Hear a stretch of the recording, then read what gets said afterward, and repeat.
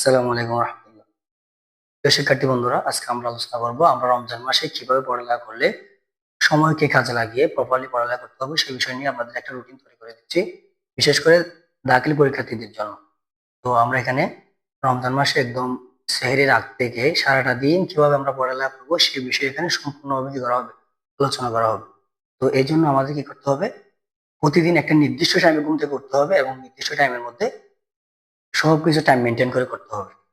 এই জন্য আমরা কি করব, প্রতিদিন ভোর 3টে আমরা কি করব, ঘুম থেকে উঠে যাবো একদম জাস্ট টাইম। প্রত্যেকদিন অ্যালার্ম দিয়ে প্রতিদিন আমরা 3টায় একদম প্রপারলি 3টায় ঘুম থেকে উঠে যাব। এরপরে 3টায় উঠে ফ্রেশ হয়ে আমরা না, এই 3টা থেকে 5টার মধ্যে আমাদের কি কি কাজ করতে হবে, প্রথমে কি করতে হবে, নামাজ, তারপরে কোরআন, তারপরে সেহরি খাবো, এরপর হচ্ছে কি আবার ফজরের নামাজ। তো এখানে 3টা থেকে 5টার মধ্যে প্রথম আমাকে ফ্রেশ হয়ে প্রথম আমি নামাজ পড়ে নেবো 2 রাকাত বা 4 রাকাত যতটুকু পারি। প্রতিদিন এই রমজানের মধ্যে প্রতিদিন আমরা 2 রাকাত বা 4 রাকাত করে অন্তত তাহাজ্জুদের নামাজ পড়ার চেষ্টা করবো। এখানে নামাজ বলতে আমি তাহাজ্জুদের নামাজ বোঝানো হয়েছে এখানে। এরপর হচ্ছে কোরআন তেলাওয়াত।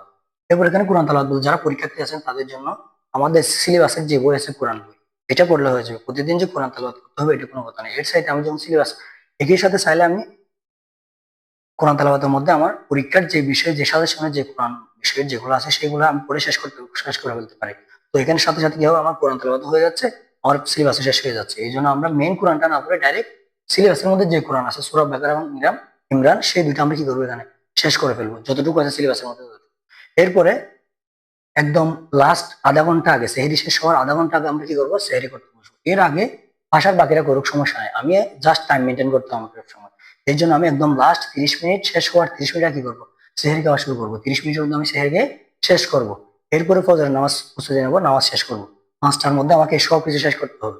এরপরে দ্বিতীয় হচ্ছে আমাদের 5টা থেকে 9টা, এই টাইমের মধ্যে অনেকের এখনো ক্লাস চলতেছে, কোচিং চলে, ক্লাস চলে।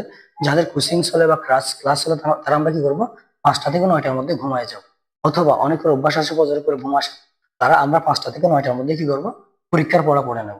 পরীক্ষার একটা নির্দিষ্ট করে রুট ম্যাপিং করে পড়ালেখা করতে হবে। সেটা নিয়ে আমি আপনাদেরকে একটা ভিডিও দিয়ে দেবো, কিভাবে আমরা প্রতিটা সাবজেক্ট কিভাবে আমি রুট ম্যাপিং করে পড়ালেখা করবো সেটা। তো এখানে আমরা প্রথম হচ্ছে কি করবো, 5টা থেকে 9টার মধ্যে আমরা যারা সকালে ঘুম আসে তারা ঘুমাই নেব। 4 ঘন্টা এখানে সময়, 4 ঘন্টা ঘুমাই নেব। আর যাদের ঘুম না আসে তারা কি করবো, এই 4 ঘন্টা পড়ে নেবো। হ্যাঁ, এরপর হচ্ছে 9টা, সকাল 9টা বাজে আমরা কি করবো, ঘুম থেকে উঠবো। ঘুম থেকে উঠে 9টা থেকে 2টা পর্যন্ত এই টাইমের মধ্যে যাদের ক্লাস আছে, হ্যাঁ যাদের কোচিং বা ক্লাস আছে তারা কি করবো, কোচিং এ চলে যাবো। হ্যাঁ, 2টার মধ্যে আমাকে ক্লাস শেষ করতে হবে, ক্লাস জোহরের নামাজ পড়তে হবে। এরপরে বাসায় এসে একটু বিশ্রাম নিয়ে ফ্রেশ হয়ে 2টার আগে আমাকে পড়া টেবিলে বসতে হবে। হ্যাঁ, যারা হচ্ছে কি করবো এখানে, যারা পারে আর কি, অনেকের ব্রেন সিস্টেম এক এক রকম, এক একজনের এক এক রকম। যাদের শব্দ আছে, যারা পারবে তারা 2টা থেকে 4টার মধ্যেও পড়বে। আর যারা পারবে না তারা হচ্ছে কি করবে, এই টাইমে একটু বিশ্রাম নেবে। যেহেতু সারাদিন ক্লাস করে ক্লান্ত হয়ে যাবে শরীর, রমজান যেহেতু রোজাও রাখতে হচ্ছে, এর জন্য যাদের ক্লাস আছে তারা আমরা ক্লাস থেকে এসে কি করবো, 2টা থেকে 4টা পর্যন্ত 2 ঘন্টা ঘুমাই নেবো। এখানে 2 ঘন্টা ঘুম। হ্যাঁ, এরপর ঘুমাই নেওয়ার পরে যারা ঘুমাবে না তারা এই টাইমের মধ্যে পড়া পড়বে আর কি, পরীক্ষার পড়া পড়বে এই টাইমের মধ্যে। এরপর কি করবো আমরা, 4টা বাজে যারা ঘুমাবো তারা 4টা বাজে ঘুম থেকে উঠবো, আর যারা ঘুমাবো না তারা তো পড়তেই থাকবো। এরপরে 4টা থেকে আমাদের 5টা পর্যন্ত একটু সময় থাকে, 4টা থেকে 5টা পর্যন্ত একটু সময় থাকে। আমরা এই টাইমের মধ্যে কি করব, এই 4টা থেকে 5টার মধ্যে আমাদের সারা এই সকালে ক্লাসের মধ্যে যে পড়াগুলো দিয়েছিল ক্লাসের পড়া চেষ্টা করতে হবে যে ক্লাসের মধ্যে শেষ করতে হবে। নাইলে এই 1 মাসের মধ্যে আমরা, আমাদের 1 মাস পরে পরীক্ষা, তো পরীক্ষার এই 1 মাসের মধ্যে আমার সব পড়া কি করতে হবে, গোছালোভাবে নিয়ে আসতে হবে। এর জন্য আমার কি করতে হবে, এই যে 4টা থেকে 5টার মধ্যে যে টাইমটা থাকে ওইটার মধ্যে আধা ঘন্টা বা 40 মিনিটের মধ্যে আমাকে ক্লাসের পড়াগুলো শিখে নিতে হবে, যেভাবে হোক। এই জন্য চেষ্টা করতে হবে যদি লম্বা পড়া থাকে ক্লাসের পড়া, ক্লাসের ফাঁকে ওই যে সময়গুলো থাকে সেই টাইমের মধ্যে ক্লাসের পড়া শেষ করতে হবে।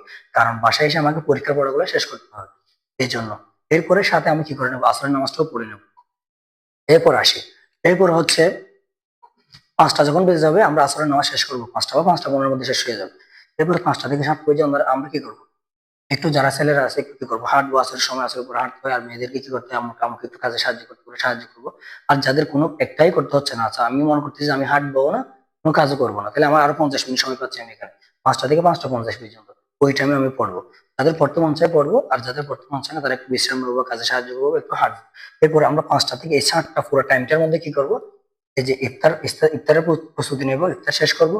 এরপর হচ্ছে নামাজ মাগরিবের নামাজটা পড়ে নেবো। হ্যাঁ, মাগরিবের নামাজ পড়ে এক কথায় আমাকে 5টা থেকে 7টার মধ্যে এই দুইটা কাজ শেষ করতে হবে, ইফতার প্লাস নামাজ, মাগরিবের নামাজ।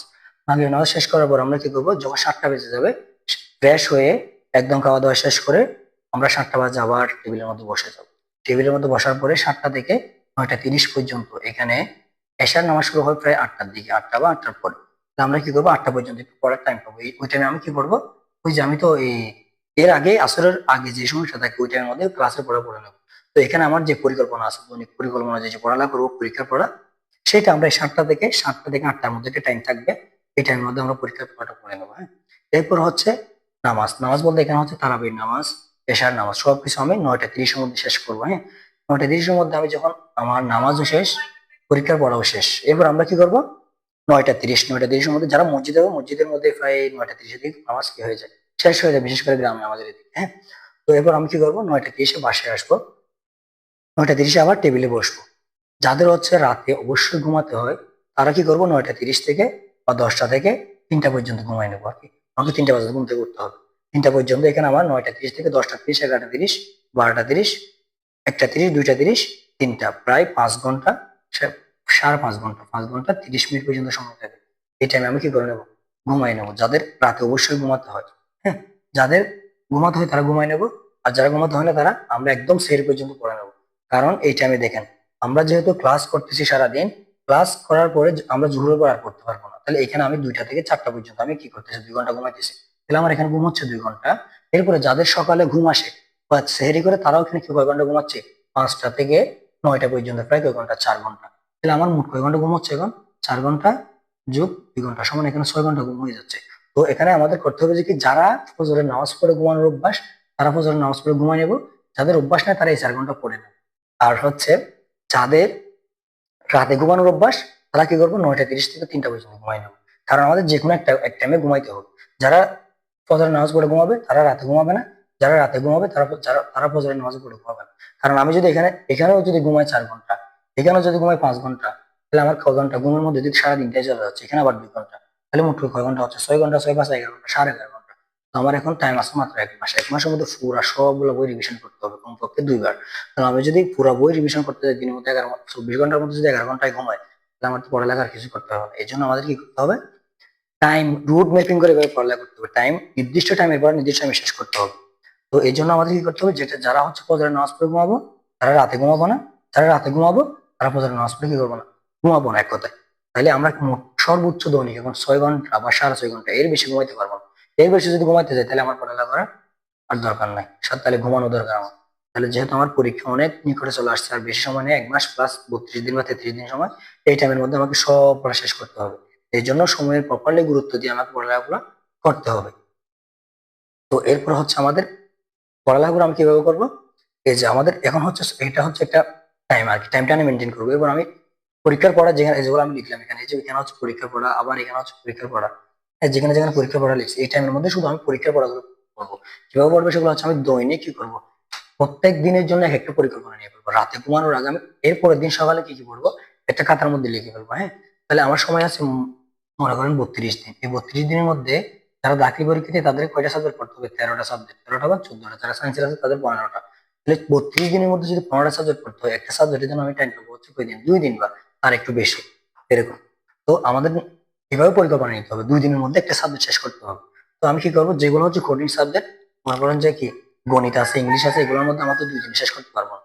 এই জন্য আমি কি করবো, যেগুলো সহজ সাবজেক্ট, কোরআন হাদিস, এগুলো 1 দিন বা 1.5 দিনের মধ্যে শেষ করে আমি বাকি টাইম গুলো কোথায় দেবো, রুটিন যেগুলো আছে সেখানে দিয়ে দেবো। এভাবে নিজের নিজের মতো করে এটা মেনটেন করে নিতে হবে, পরিকল্পনাটা নিজের নিতে হবে। আমি কিভাবে এই 32 দিন বা 33 দিনের মধ্যে আমার সব পড়া রিভিশন করবো, একবার শেষ করবো, এরপর আরেকবার শেষ করবো, এরপর পরীক্ষার আগে একবার দেখে যাবো। এভাবে যদি যাইতে না পারি তাহলে আমি কি করবো, আমি যদি এভাবে পরিকল্পনা নিয়ে পড়ালেখা না করি, তাহলে আমার তো মনে করি, আমরা যদি এরকম মনে করি যে আজকে আগে একটা শেষ করবো তারপর একটা শেষ করবো, এভাবে যদি শেষ করার পরিকল্পনা নেই, তাহলে একটা শেষ করতে শেষ করতে আমাদের কি চলে যাবে, রমজান মাসটাই চলে যাবে, পরীক্ষা শেষ হবে, বাকিগুলো বন্ধ করবো। এই জন্য পরিকল্পনা করে আমাদের পড়ালেখা করতে হবে।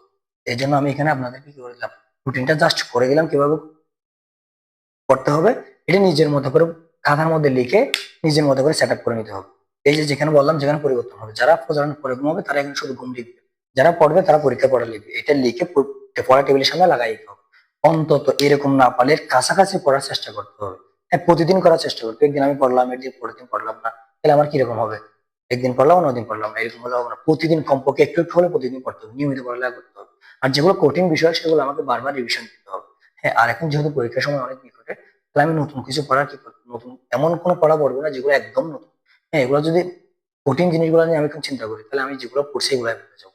আমার ব্রেনকে বোঝাইতে হবে যে যেগুলো আমি পারি আগে সেগুলো পড়বো। বুদ্ধিমানের কাজ হচ্ছে কি, আমি আগে কি করবো, যে সাবজেক্ট গুলো একদম সহজ, যেগুলো আমি একদিনের মধ্যে পুরো রিভিশন দিতে পারবো, সে একবার দেড় দিনের মধ্যে সেগুলো আমি আগে পড়ে নেবো। যেগুলো আমার পড়া আছে সহজ গুলো আগে আমি পড়ে নেবো, এরপর আমি কঠিন পড়াগুলো পড়বো। হ্যাঁ, কারণ কি, সহজ গুলা যদি আমি কঠিন গুলো যদি আগে পড়ি, তাহলে আমি কঠিন গুলো পড়তে পড়তে তো মারতে পারবো। সহজ গুলা যেগুলো পারি এগুলাই দেখা হবে না, এই জন্য আগে সহজ গুলো পড়ে বাকি যেগুলো টাইম থাকবে সবগুলো আমি কঠিন পড়ার মধ্যে দেবো। এভাবে আমাদের আগাইতে হবে।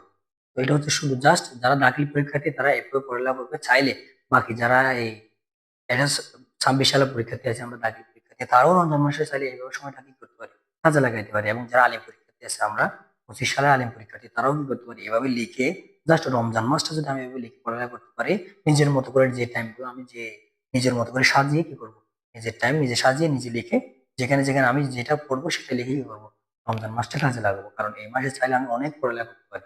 কারণ সারাদিন আমার খাবারের জন্য কোনো টাইম এক্সট্রা টাইম দিয়ে হচ্ছে না, জাস্ট 2 টাইম খাইতে হচ্ছে আর হচ্ছে নামাজটা পড়তে হচ্ছে, বাকি সব টাইমে পড়তে পারতেছি। হ্যাঁ, যদি একটু কষ্ট হবে রোজা রাখে, তারপর আমরা চেষ্টা করি, যদি কষ্ট করি তাহলে আমরা কি করতে পারবো, ইনশাল্লাহ ভালো করতে পারবো। হ্যাঁ, তো এইভাবে আমি হচ্ছে আপনাদের জন্য যেগুলো যেগুলো সমস্যা আছে সেই বিষয় নিয়ে সামনে ইনশাল্লাহ বাকি ক্লাসগুলো দেওয়ার চেষ্টা করবো। আমি হচ্ছে এই ক্লাসটা আরো অনেক আগে দেওয়ার কথা ছিল, যেহেতু আমি অসুস্থ ছিলাম রমজানের শুরুতে। একটা দুর্ঘটনা শিকার হয়েছে, এই কারণে আমি কথা বলতে সমস্যা হয়েছিল। হ্যাঁ, কণ্ঠটা ভেঙে গেছিল, এই জন্য আমি হচ্ছে মোটামুটি এখন ভালো আছে আলহামদুলিল্লাহ। তো আজকে ক্লাসটা দিয়ে দিলাম। এখন থেকে আপনারা কি করবেন, নতুন করে ইনশাল্লাহ পড়ালেখা শুরু করবেন।